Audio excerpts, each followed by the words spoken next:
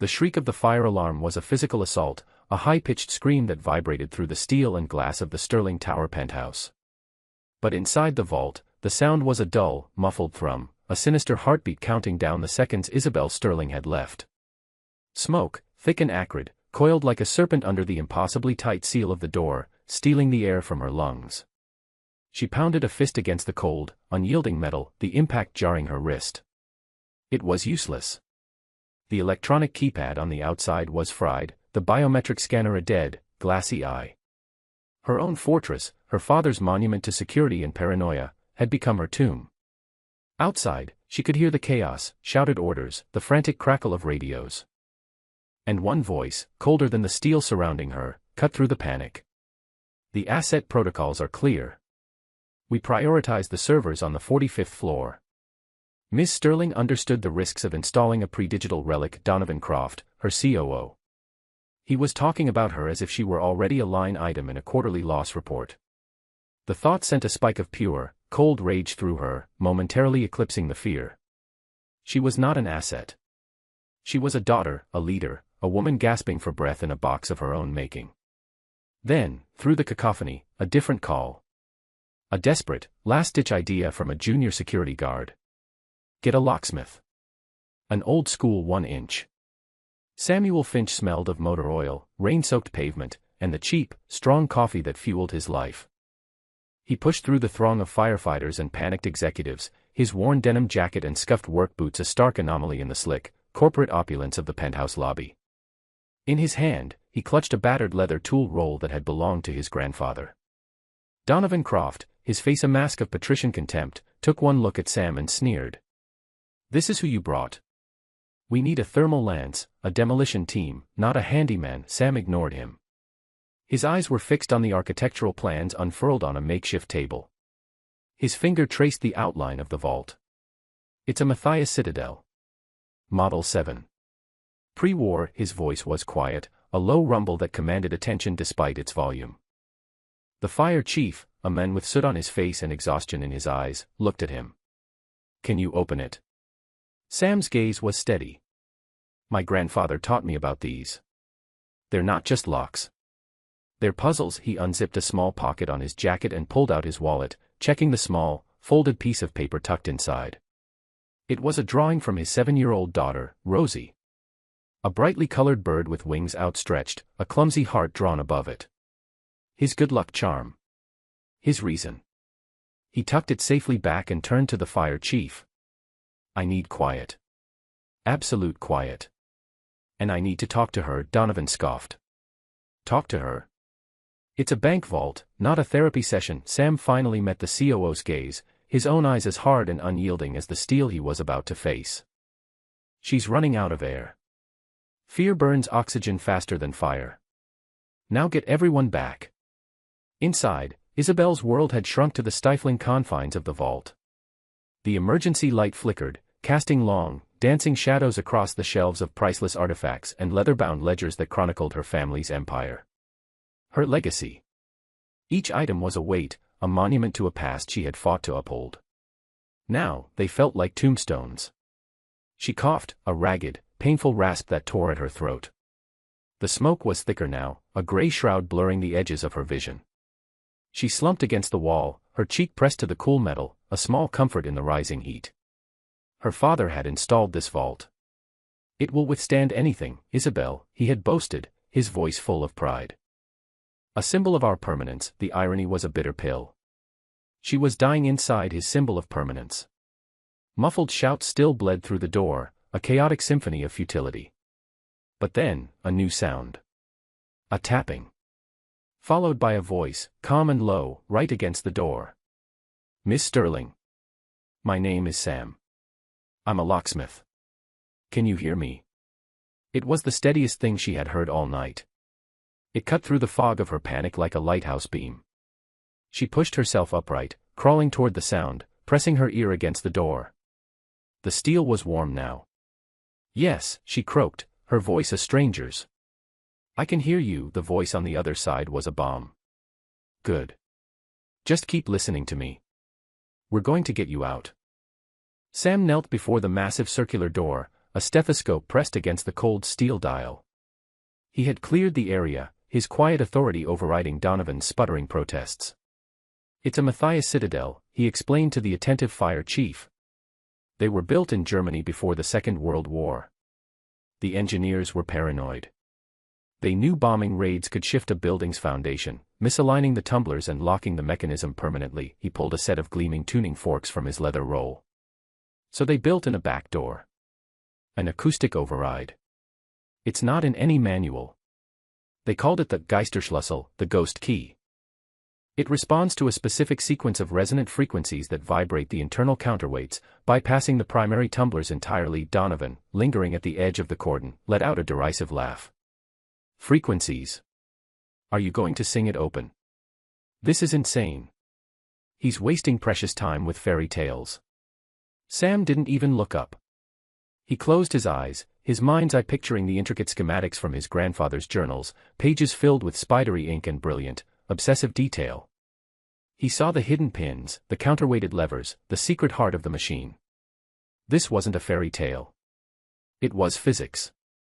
It was history. And it was Isabel Sterling's only hope. He chose the first tuning fork, its metal humming with a low C-sharp.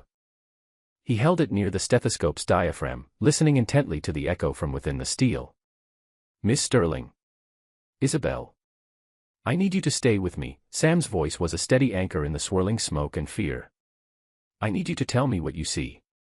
Is there a maker's plate on the inside of the door?" Isabel's mind struggled to focus. She blinked, her eyes stinging. She dragged her body closer to the interior handle mechanism, her fingers tracing the metalwork. "Yes," she rasped, her voice barely a whisper. "There's a small, brass plate. An engraving. A bird, an eagle, I think." With a key in its talons, a faint, triumphant sound came from the other side, a soft exhalation. "The eagle of Matthias. Okay. That's good. That's very good." His voice was so close, so real.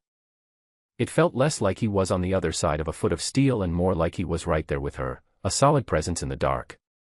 "Are you scared?" she asked, the question slipping out before she could stop it. A moment of silence. Then, "Always. But my daughter, Rosie, she expects me home for breakfast. She doesn't like it when I'm late." The simple, domestic detail was so profoundly human it made Isabel's throat tighten. Here she was, a titan of industry, trapped with millions in assets, and her rescuer was a man motivated by pancakes and a child's expectations. In that moment, the gulf between their worlds vanished, replaced by a fragile, desperate connection forged through a wall of fire-heated steel. He was no longer just a locksmith. He was Sam. And he was trying to get home to his daughter. The heat intensified, the metal of the vault door growing uncomfortably warm against Sam's hands. A firefighter touched his shoulder. "Chief says you have 5 minutes, maybe less. The ceiling is starting to buckle. We have to pull you out." The words were a death sentence. Suddenly, Donovan Croft was there, shoving past the firefighter, his face slick with sweat and fury. "That's it. It's over. The structure is compromised. We are evacuating this floor now." He grabbed Sam's arm, trying to haul him to his feet. "Leave it. The insurance will cover the vault. We're losing the whole building." Sam's reaction was instantaneous and visceral. He ripped his arm free and shoved Donovan back, a surge of protective rage coursing through him. "A person is not an asset you can write off," he snarled, his voice a low growl that silenced the room. The firefighters flanking him stood their ground, forming a silent wall between Sam and the furious COO. The chief stepped forward, his eyes locking with Sam's. "He's right," the chief said, his voice firm. He nodded at Sam. "You get 3 minutes. Then we all go, with or without her." It was a grim ultimatum, but it was more than nothing. Sam turned back to the vault, his focus absolute. 3 minutes. He had to unravel a 70-year-old puzzle in 180 seconds. He picked up the next tuning fork. "Isabel, I'm going to make some noise now." "Don't be alarmed," Sam said, his voice urgent but still calm. He held a small, felt-tipped mallet in one hand and a specific tuning fork in the other. He struck it lightly. A pure, resonant note sang in the tense air. He pressed the vibrating fork against the dial, listening through the stethoscope, his head tilted. Ping.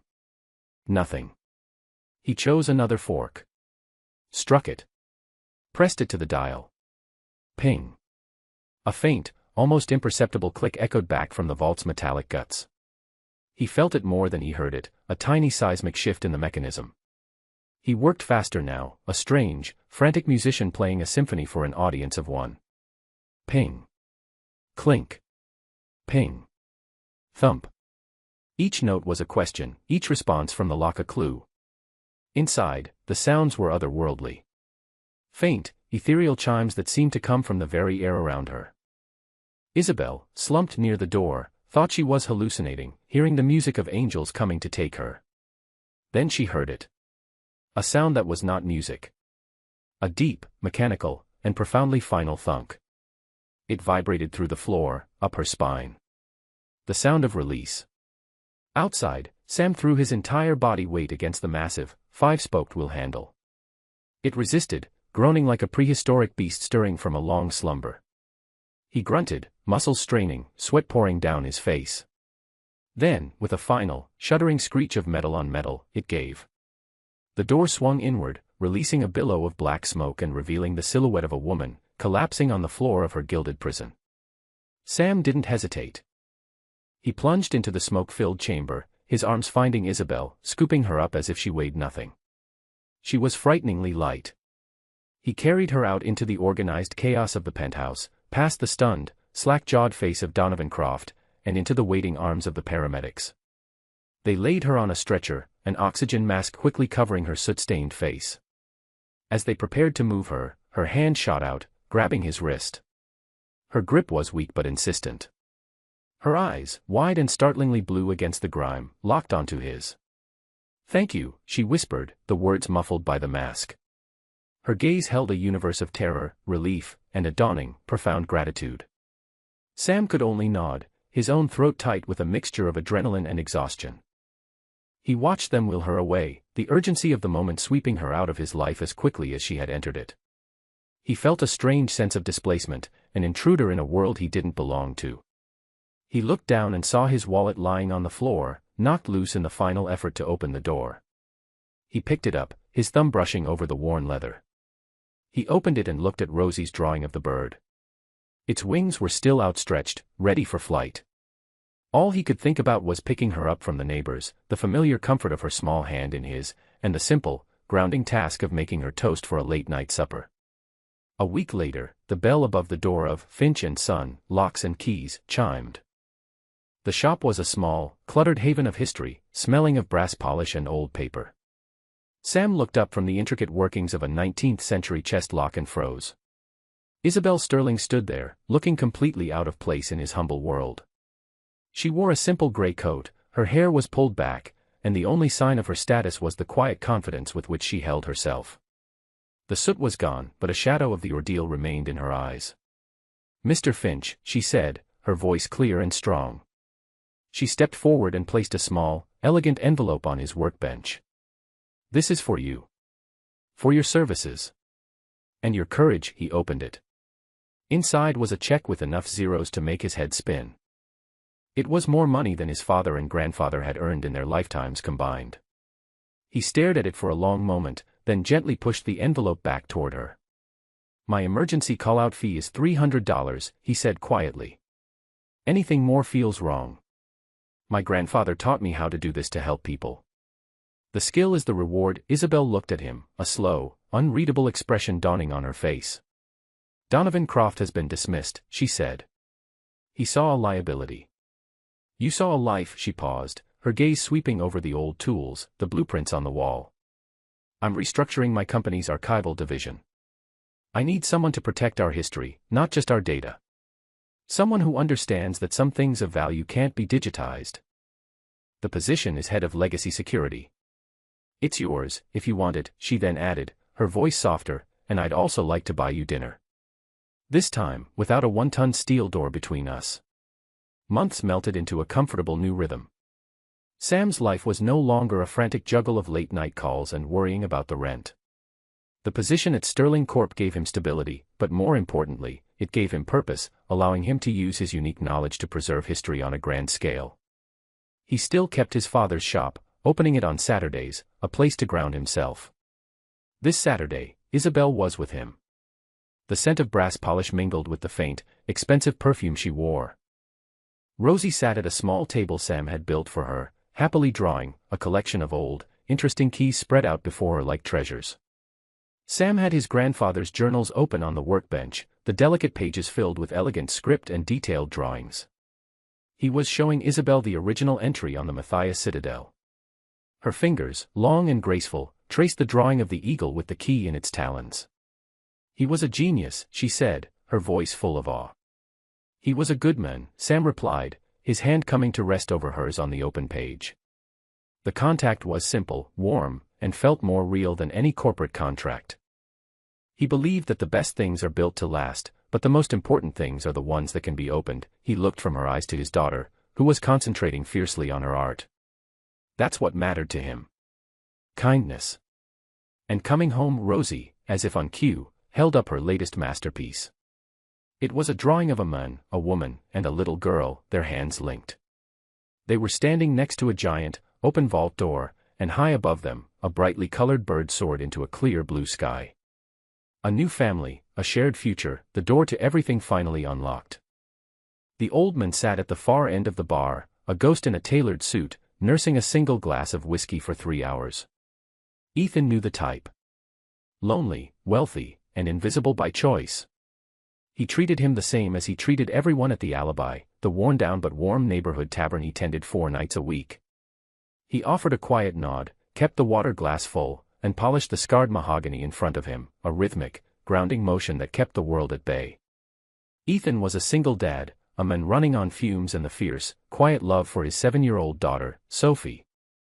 Most patrons saw the exhaustion clinging to him like a second skin, the faint shadows under his eyes. They saw a man treading water, and their tips were often tinged with a gentle pity he never acknowledged. But this man, with eyes that seemed to see right through the tired bartender to the foundation of the men beneath, he was different. When he finally rose to leave, he placed a hand on a thick, plain white envelope on the bar. "For you," he said, his voice a low, gravelly hum. For the quiet work. Before Ethan could protest or even process the words, the man was gone, melting into the city night. Ethan picked up the envelope. It was heavy. His heart hammered against his ribs, a frantic bird in a cage of bone. Tucking it under the bar, he waited until the last drunk had been sent home and the chairs were stacked on the tables. Under the dim glow of a single bare bulb, he opened it. His breath caught. Stacks of crisp $100 bills. He counted them twice, his hands shaking. $5,000. It was more money than he'd seen in one place in his entire life. It was new shoes for Sophie. It was the overdue rent paid. It was a month without the gnawing fear in his gut. It was a miracle. But as he stared at the money, a question echoed the old man's words: what was the quiet work? Ethan tucked the envelope into the inner pocket of his worn leather jacket, the weight of it both a comfort and a burden. At home, in their small 2-bedroom apartment that always smelled faintly of cinnamon and old books, Sophie was asleep, her small face serene in the moonlight filtering through the window. He crept into her room and watched her breathe, the soft rise and fall of her chest the only anchor he needed. On her bedside table was a drawing she'd made for him, a stick figure with a huge smile labeled Daddy standing next to a smaller one labeled Sophie. They were holding hands under a giant, smiling sun. He felt a familiar ache in his chest, the phantom limb of grief for his late wife, Sarah, who should have been the third figure in that drawing. This money, it was a chance to build a tiny fortress around what was left of his world. The next day, he put the envelope in a shoebox at the back of his closet, behind a stack of Sarah's old paperbacks. He couldn't bring himself to spend it, not yet. It felt like a test, though he didn't know who the judge was. At work that evening, the bar's owner, Clara, was in her small office, her face illuminated by the cold light of a laptop screen. Clara was sharp, driven, and carried a sadness of her own that she wore like expensive armor. She'd inherited the Alibi from her father a year ago and was fighting to keep it afloat against a tide of debt and her brother's relentless pressure to sell. She saw Ethan as a reliable employee, but also, he suspected, as a symbol of the bar's fading and profitable sentimentality. "Ethan," she called, her voice tight. "Can I see you for a second?" He stepped into the cramped office. Spreadsheets filled the screen, red numbers glowing like wounds. "The numbers for last quarter are not good," she said, not looking at him. "My brother is coming in tomorrow. He's going to push for changes." Her gaze finally met his, and for a second, her professional mask slipped. He saw fear. "Just be on your best behavior. Richard doesn't appreciate character. He only appreciates profit." Ethan simply nodded. "I understand." He knew what she wasn't saying. Richard saw him as a liability, a sad story that didn't sell high-end cocktails. Richard arrived the next evening like a storm front, all expensive cologne and cold, dismissive glances. He was Clara's opposite, slick where she was grounded, cruel where she was reserved. He walked behind the bar, running a finger over a damp spot and sneering. "This place is a relic, Clara. It smells of desperation and cheap beer." His eyes landed on Ethan. "And you're still employing this one? The widower? What is this, a charity?" Clara stiffened. "Richard, that's enough. Ethan is my best bartender." "Your best bartender looks like he's about to fall asleep in the ice bin," Richard retorted, his voice loud enough for the few early patrons to hear. "This is a business. We need to cut the dead weight, sell this dump to the developers who have been calling, and move on. Sentimentality is for fools." He turned his back on Ethan, addressing his sister in a low, vicious tone. "He's a walking sob story. He makes the place look pathetic. You need to fire him." Ethan kept polishing a glass, his knuckles white, his jaw tight. He focused on the rhythmic squeak of the cloth, blocking out the venom. He'd endured worse. He'd held his wife's hand as she slipped away. He'd faced down eviction notices and Sophie's heartbroken questions about why mommy wasn't coming home. A rich man's insults were just noise. But he saw the look on Clara's face, the painful conflict between her loyalty to her father's legacy and her brother's brutal pragmatism. She was being squeezed, and he was the pressure point. "He stays, Richard," she finally said, her voice shaking slightly but firm. "This is my bar, and he stays." Richard laughed, a short, ugly sound. "For now.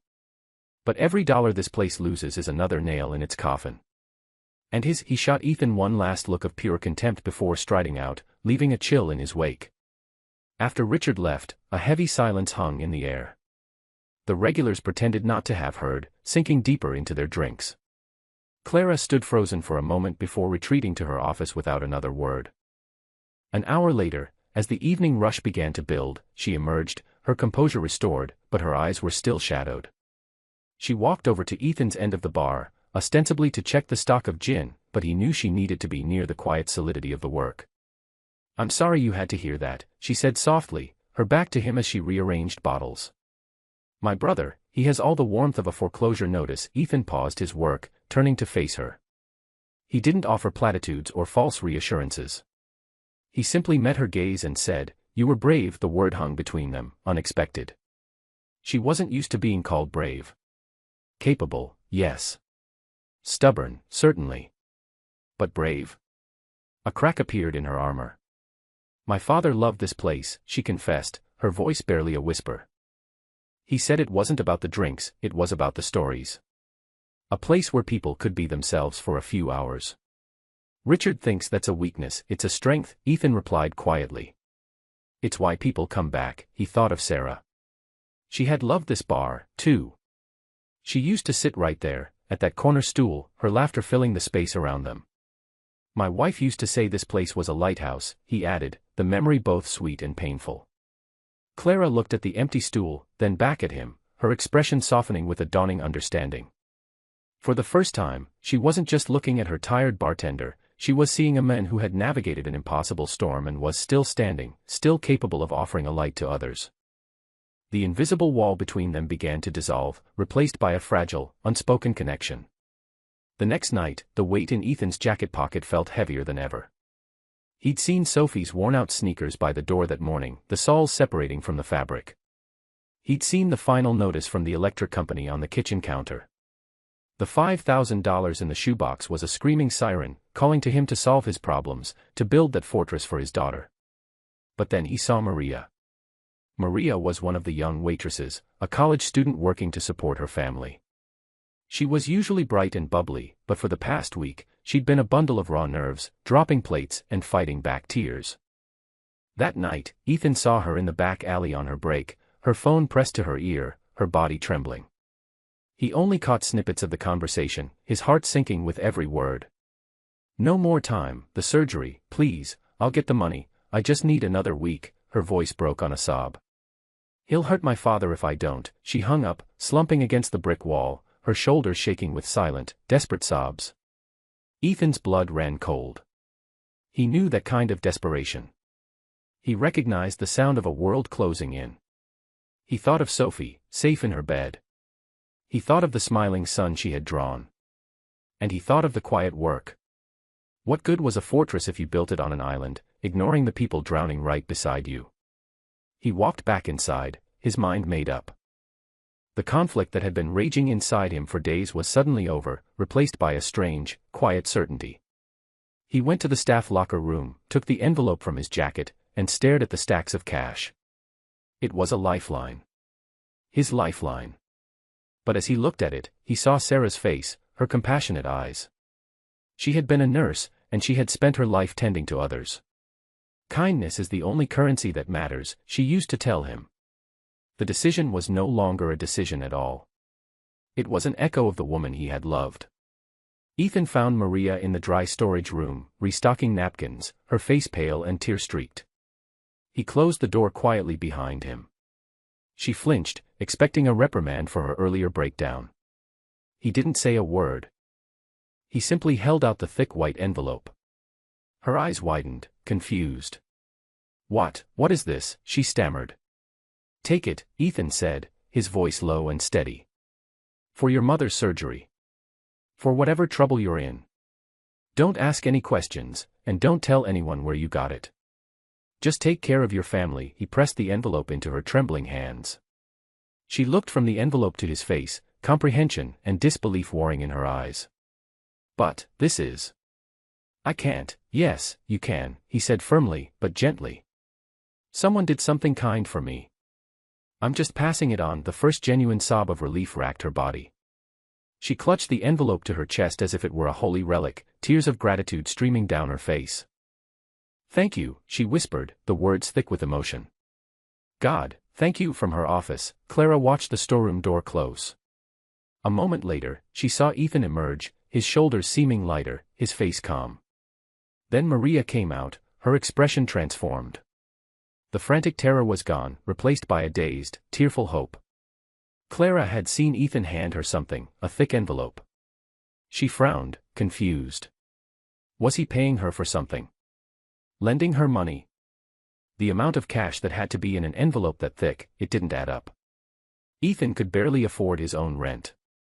A seed of suspicion, planted by her brother's ugly words, tried to take root.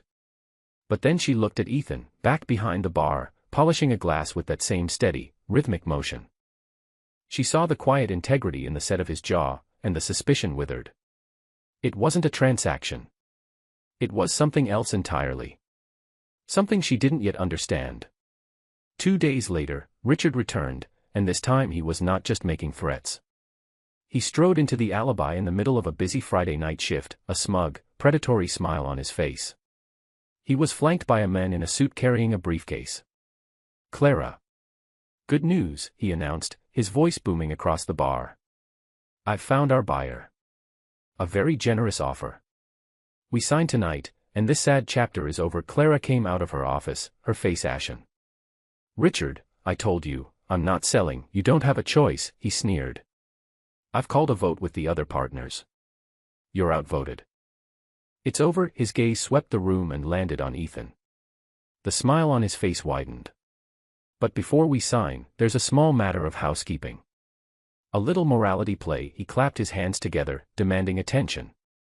The chatter in the bar died down. "It has come to my attention," Richard began, projecting his voice like a stage actor, "that our bartender here, Ethan, recently came into a significant sum of money. A $5,000 tip, or so the story goes. A miracle for our resident charity case." Ethan froze, the glass in his hand feeling impossibly heavy. He felt every eye in the room turn to him.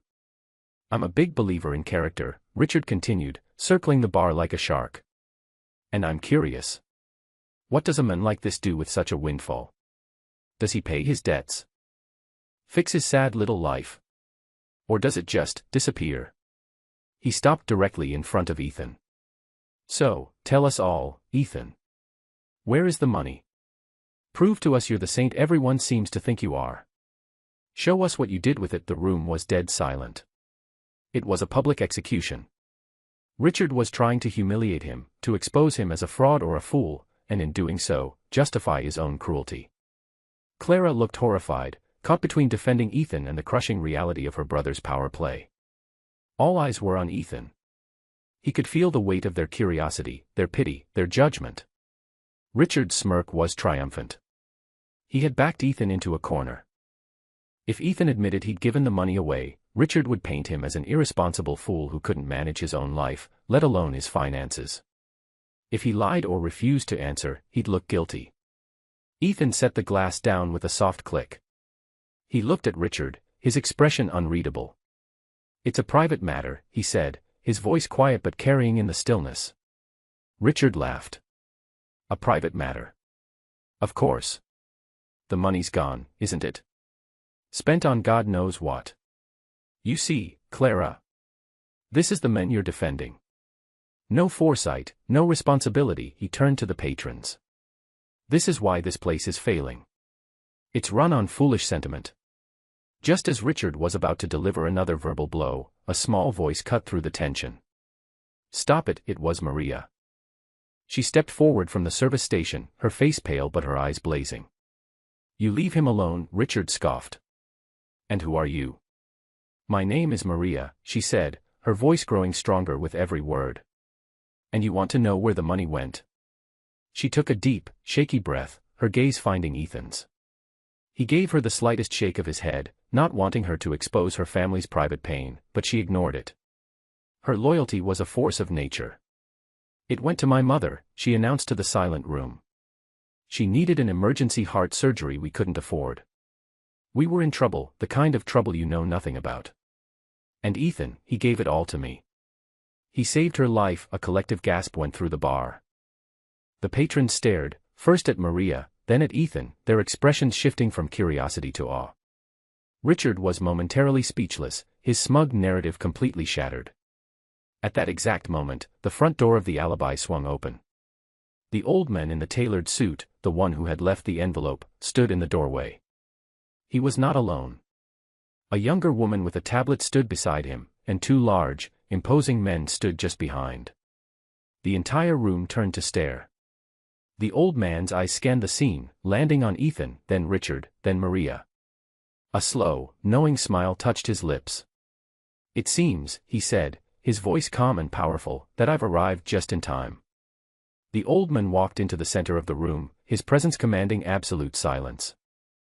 Richard, flustered and exposed, stammered, Who are you? This is a private establishment. The man ignored him completely, his focus entirely on Ethan. My name is Samuel Harrison, he said, his voice resonating with quiet authority. And I am not just a random customer. He paused, letting the weight of his introduction settle.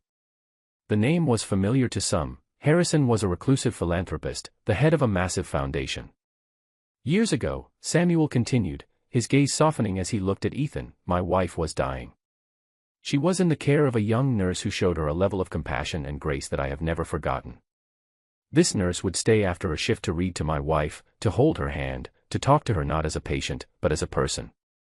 She made my wife's last days peaceful. That nurse's name was Sarah. Ethan's breath hitched. He felt Clara's hand find his arm, her grip firm and supportive. After Sarah passed away, Samuel went on, I tried to find her family, to honor her memory. It took me years.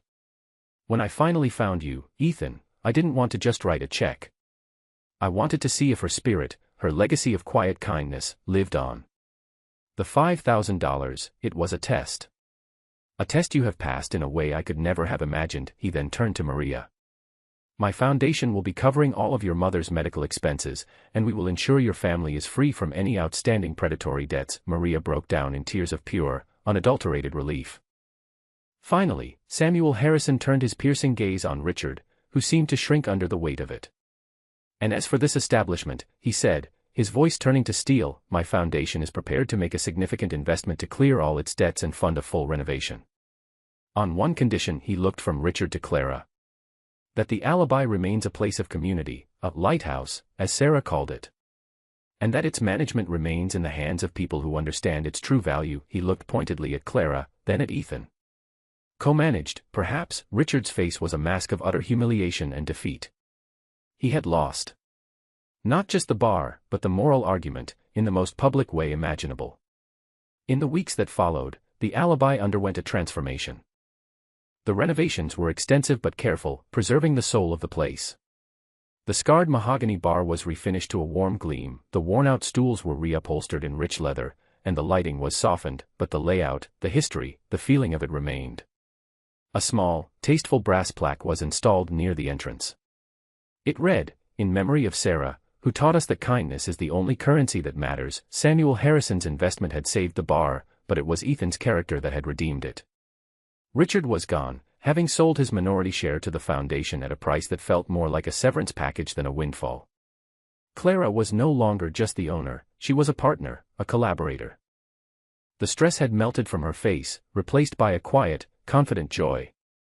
She and Ethan now ran the alibi together, their partnership seamless, built on a foundation of mutual respect and a slowly blossoming affection that was plain for everyone to see. One sunny afternoon, before the evening rush, Ethan was behind the bar, stocking glasses. Clara was going over invoices in what was now their shared office. Sophie sat at her favorite corner stool, the one that used to be her mother's, coloring in her drawing book. She had brand new sneakers, and her smile was as bright as the sun she was drawing. Ethan looked over at her, his heart full. The gnawing fear was gone, replaced by a deep, settled peace. Clara came out of the office and stood beside him, her shoulder brushing his. She looked at Sophie, then at the plaque, then at him. "She would be so proud of you, Ethan," she said softly. He turned to her, and the space between them was no longer filled with unspoken grief or professional distance, but with the warm, promising glow of a new beginning. He looked at the empty stool where Sarah used to sit, not with a sense of loss, but with a feeling of profound gratitude. Her quiet work had echoed through the years, saving a young woman, saving a community hub, and building a new family from the broken pieces of the old. He took Clara's hand, their fingers lacing together naturally, and for the first time in a long time, he felt truly home. The biting November wind whipped around the corner, rattling the thin glass of the bus shelter. Finn pulled the worn collar of his jacket tighter, tucking his daughter Rosie's small, gloved hand deeper into his pocket. Her warmth was a small anchor against the city's indifferent chill. He watched her breath fog in the air, a fleeting cloud of life. They had a ritual, a silent game of counting red cars to pass the time until the lumbering school bus arrived. Rosie was on 7,